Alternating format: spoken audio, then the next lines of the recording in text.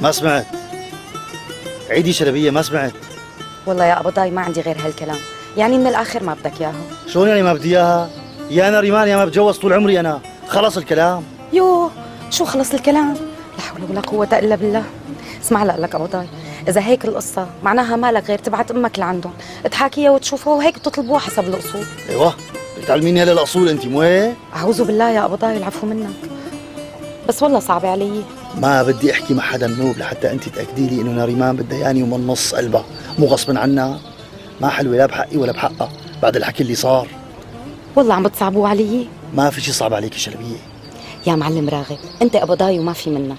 هي البنت مو لإلك، أحسن لك تقيمة من راسك وإلك. لا تكملي شلبية، لا تكملي، مشان اللي خلقك. امسكي جربي مرة تانية. آخ منكم شو بتصعبوا علي، آخ بخاطرك. الله معك.